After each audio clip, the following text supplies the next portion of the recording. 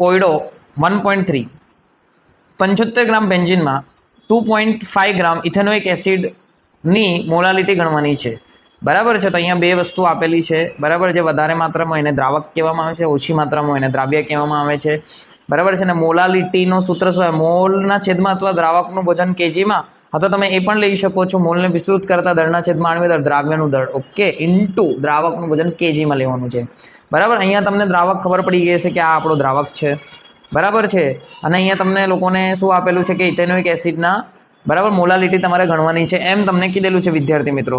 તો તમે આરામથી ગણી શકો, કારણ કે તમને લોકોને શું છે, તમને પહેલા મોલ શોધવા પડે ને, તો ડાયરેક્ટ આ સૂત્ર આપણે મૂકી લઈએ, બરાબર છે.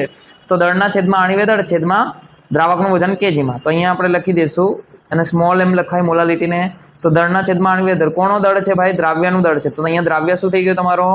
2.5 ઇથેનોઇક એસિડ, બરાબર છે. 2.5 ગ્રામ ઇથેનોઇક એસિડ, બરાબર. તો દ્રાવ્યનું દળ આપણે લખવું હોય તો કેટલી વસ્તુ? દ્રાવ્યનું દળ કેટલો છે તમારો? આ દ્રાવ્યનું દળ કયો છે ભાઈ? ઇથેનોઇક એસિડનું દળ. તો ઇથેનોઇક એસિડનું દળ, બરાબર છે, એ કેટલો છે? બરાબર, તમને અહીંયા આપેલું છે 2.5 ગ્રામ, બરાબર છે. એવી રીતે દ્રાવકનું, બરાબર, દળ તમને આપેલું છે. દ્રાવકનું દળ તમને શું આપેલું છે વિદ્યાર્થી મિત્રો? તો 75 ગ્રામ આપેલું છે, અને કેજીમાં કન્વર્ટ કરે તો 1000 થી ભાગીએ, તો ડાયરેક્ટ આપણે લખી દઈશું, બરાબર. હવે લખી દઈએ આપણે, બરાબર, દળ દ્રાવ્યનું, બરાબર, સૂત્રની અંદર દળ દ્રાવ્યનું છેદમાં આણ્વીય દળ, વિદ્યાર્થી મિત્રો, આણ્વીય દળ, આણ્વીય દળ, ઓકે.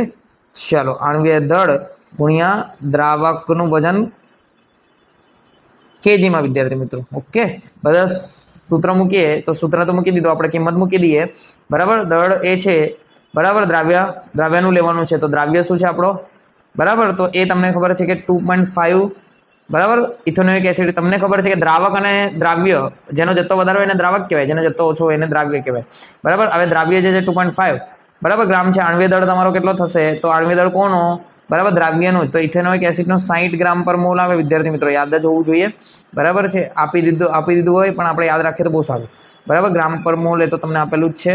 હવે તમને કીધું છે આનું 75 જે છે, મતલબ 75 શું છે? દ્રાવકનું વજન કેજીમાં લેવાનું છે. કેજીમાં લેવા માટે તમારે 1000 વડે ભાગશો તો ઉપર જ જશે, વિદ્યાર્થી મિત્રો. આનો તમે સાદું રૂપ આપશો તો તમને મોલાલિટી મળી જશે 0.555 મળતો હોય તો આપણે 6 કરી નાખશું, બરાબર. મોલ કેજી ઇનવર્સ થઈ જશે. તમે આને આમ પણ લખશો તો પણ ચાલશે, મોલ, બરાબર, પર કેજી, બંને રીતે તમે લખી શકો છો. કારણ કે આ તો આપણે કેજીમાં લીધેલું છે, બરાબર છે. તો આ ગ્રામ કટ થશે તો તમારો મોલ જે છે છેદમાં છે તો ઉપર જશે, મોલ પર કેજી. તો અહીંયાથી પણ તમારા યુનિટ્સ આવી ગયા, ઓકે વિદ્યાર્થી મિત્રો. Thank you very much.